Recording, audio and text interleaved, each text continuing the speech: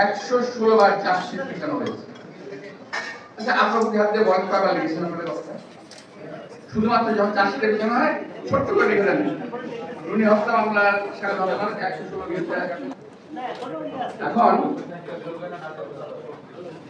আপনারা যদি আমি যদি বলি এই যে একটা মেয়ে পুরা দেশটাকে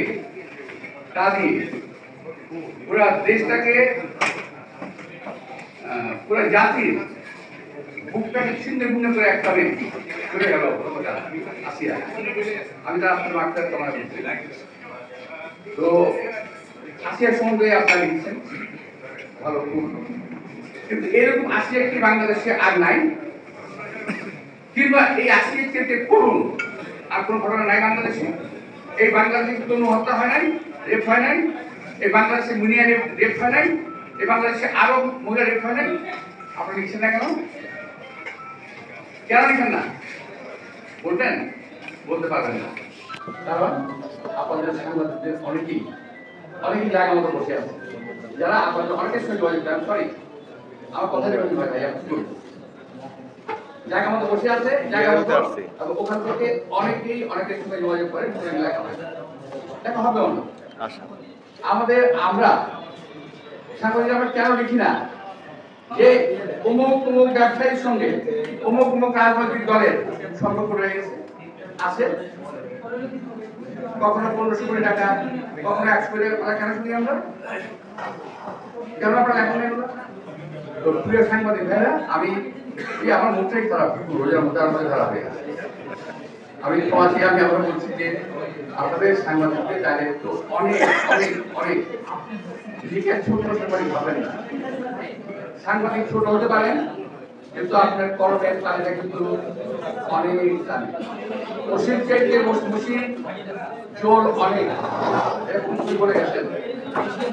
মসজিদ চাইতে মসজিদ জোর অনেক। সুতরাং আপনাদের লেখা, আমাদের বলা, আমাদের কথা কিন্তু অনেক লাভ হবে। আবার একইভাবে ভুলভাবে অনেক ক্ষতি হয়ে যেতে পারে। সুতরাং প্রিয় ভাইরা, আপনারা সুন্দর পরিচিতভাবে আয়োজন করেছেন। বাইরে দেখলাম লম্বা, অনেক লম্বা, ছোট্ট একটা দিয়ে অফিসে শুরু করেছিল, মনে আছে? ছোট্ট 10 ফিটে 12 ফিটে পারে আমার যতটুকু ধারণা। সেই অফিস অনেক বড় হয়ে গেছে। আপনাদেরকে আমি যারা বড় সাংবাদিক ভাইরা আছেন তাদেরকে বোধহয় একটু জায়গা দিয়ে আসছিলাম। আমি ওখানে দৈনিক বাংলা থেকে যতটুকু পারছি সুযোগ দিয়ে পাইছি আপনাদের ক্ষতি করে উপকার করে গেছে।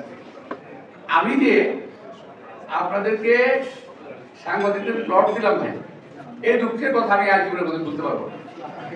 আমি একা আসামি, যারা প্লট নিল তারা কেউ আসামি না।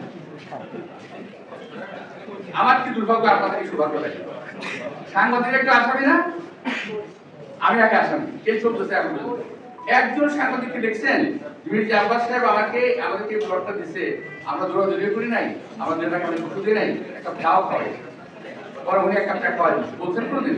বলেন না, এখনো বলবেন না। আমার মামলা কিন্তু চলতেছে ভাই, আমি আরো বলি ছেলে হলে হয়ে যেতে পারে, কিন্তু একটা সাংবাদিক একদিন বললে কি জজ সাহেব বলতো, 10টা সাংবাদিক বলতো জজ সাহেব আব্বাস সাহেব তো নির্দোষ, ওরা কেন আমার করে আসতে হবে? বলেন না ভাই, জীবনে একটা খাতে নিজে বলেন। তো ভাই, আমার পাশে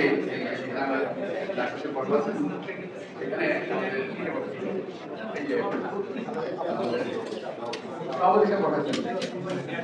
বলতেছিল যে আবার ভাই আমরা কিন্তু প্লট পাইনি। আমি বললাম শহীদ আহমদ জিয়ার আমার প্লট ছিল,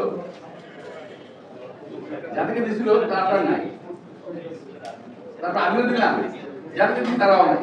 আজকে তো এখানে কেউ নেই। আর যাই হোক, এখন এভাবে তো হবে না, বরং যেটুকু প্লট দিয়ে আসছি ওই গাছটাকে আপনারা একটু দাপন করে নেন, চার গুণ বাড়ান, বিস্তার অ্যাপার্টমেন্ট করেন, সবাই অংশ নেন।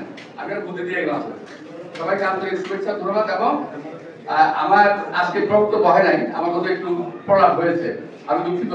আমার প্রলাপের জন্য কেউ রাগ করবেন না। আমি একটা বাস্তব কথাটা বললাম, আমি বাস্তব বিশ্বাসী, বাস্তব কথা বলতে ভালোবাসি। ধন্যবাদ।